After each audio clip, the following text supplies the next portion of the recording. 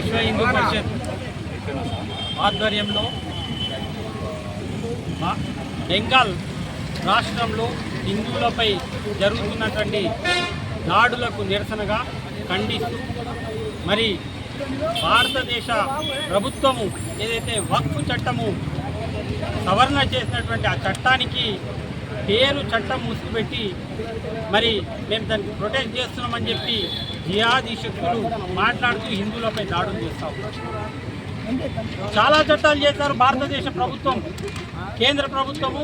Triple తలాక్ కావచ్చు, 370 article కావచ్చు, మరి ఏదైతే కింది స్థాయి ప్రజలకు అనుగుణంగా చట్టాలు చేస్తూ ముందుకు వెళ్తుంటే మరి ఈరోజు జిహాదీ శక్తులు మరి ఏదైతే వక్ఫ్ చట్టంలో ఉన్నటువంటి లొసుగులను బయట పెడుతున్నటువంటి కేంద్ర ప్రభుత్వానికి, భారతదేశ ప్రభుత్వానికి మరి వాళ్ళు ఏమంటే మా యొక్క ఆస్తులు ఎక్కడ దొంగల యొక్క ఆస్తులు బయటపడితే మేము రాజకీయంగా ఉనికి కోల్పోతామని చెప్పేసి ఈరోజు దానికి కాంగ్రెస్ పార్టీ కావచ్చు, అక్కడ తృణమూల్ కాంగ్రెస్ కావచ్చు, మరి మిగతా ఏదైతే లౌకిక పార్టీలు అని చెప్పేది అన్ని పార్టీలు ఏవేవైతే ఉన్నాయో మరి ఈరోజు వక్ఫ్ చట్టానికి విరుద్ధంగా ఏదైతే వాటికి ఓటేయని లోక్సభలో ఓటైనటువంటి, రాజ్యసభలో ఓటైనటువంటి ప్రతి పార్టీకి కూడా మద్దతు తెలుపుతూ హిందువుల మీద దాడులు చేస్తూ ఉన్నాం.